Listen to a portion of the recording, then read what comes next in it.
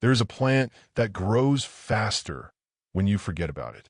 And if that doesn't describe someone you've loved or someone you've been, then you haven't been paying attention. Let me ask you something. Have you ever loved someone who seemed to love you more when you pulled away?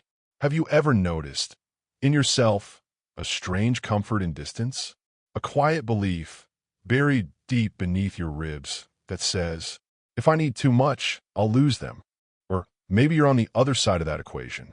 Maybe you're the one reaching, the one watering, the one checking constantly whether the relationship is still alive, hovering over it like a gardener who can't stop touching the soil. There's a plant that understands this dynamic better than most therapists. Its name is Pothos, and its survival strategy is a mirror. Epipremnum aureum, the golden pothos, sometimes called devil's ivy, because as the legend goes, it's almost impossible to kill. You can put it in a dark room. It grows. You can forget to water it for weeks. It grows. You can cut it, propagate it, shove a clipping in a glass of tap water on your desk, and within days, roots appear. Life appears from almost nothing. It doesn't demand bright light. It doesn't need special soil. It doesn't cry out when you ignore it. In fact, and here's the part that stops you, it often looks its best when you give it the least attention. Now, before we go any further, I need you to sit with that idea, not as botany, but as biography, because the pothos isn't just a houseplant. It's an archetype. In 1958, a British psychologist named John Bowlby began studying something that would change how we understand love forever. He called it attachment theory. Bowlby, and later, the brilliant Mary Ainsworth, discovered that the way we bonded with our earliest caregivers created a kind of emotional blueprint. A template, a map we carry invisibly into every relationship for the rest of our lives. They identified patterns. Secure attachment, where closeness feels safe, where you can need someone and trust that needing them won't destroy you. Anxious attachment, where love feels like a fire alarm. We are always scanning, always checking. Are they still here? Do they still care? Did that pause in their text mean something?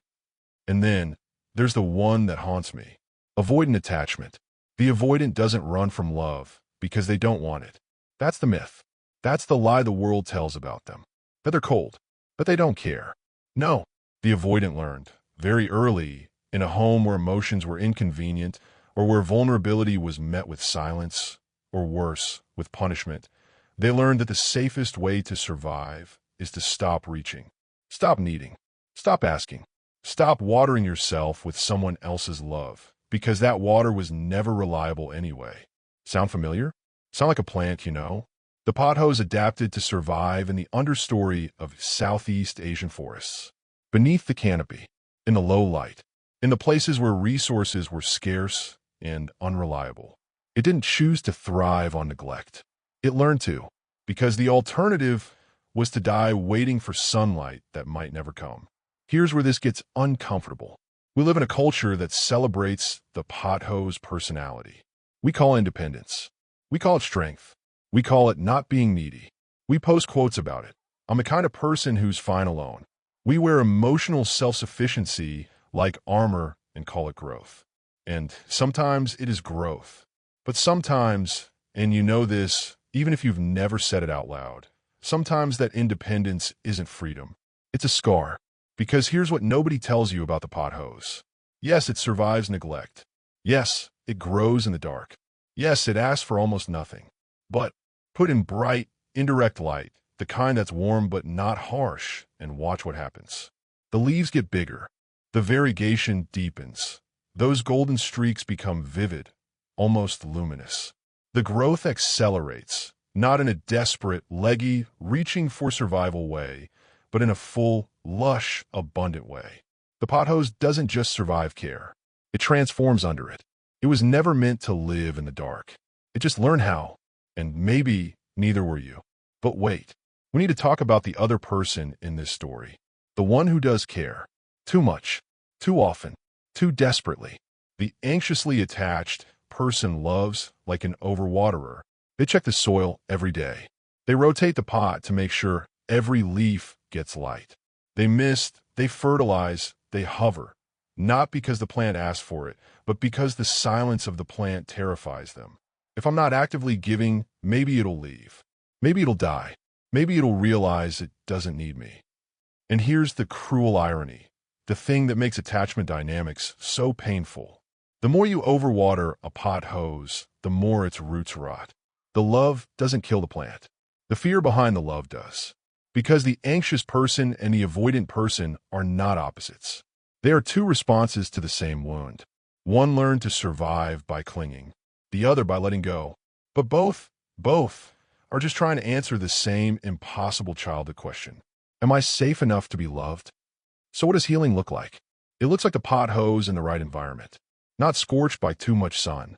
Not starved in the dark. Not drowned by anxious hands. Not forgotten on a dusty shelf.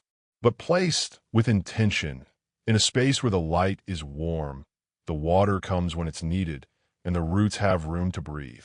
Healing your attachment style doesn't mean becoming someone else. It doesn't mean the avoidant person has to suddenly become clingy or the anxious person has to stop caring. It means learning slowly, awkwardly, imperfectly to do what the pothose does naturally when conditions improve.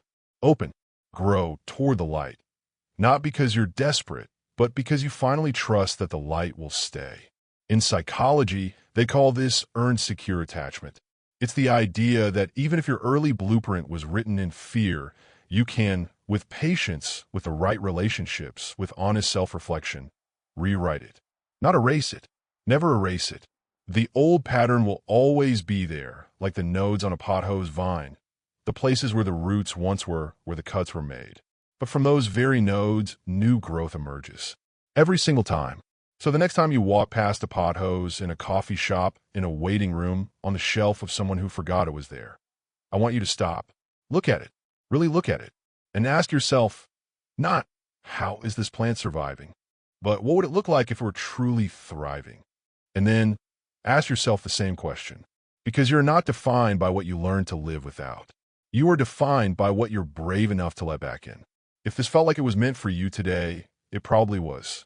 This is the plant mind, where nature holds up a mirror and the reflection is always worth seeing. If you'd like to grow with us, you know where the subscribe button is. We'll be here, growing, quietly, like a pot hose in the corner of the room.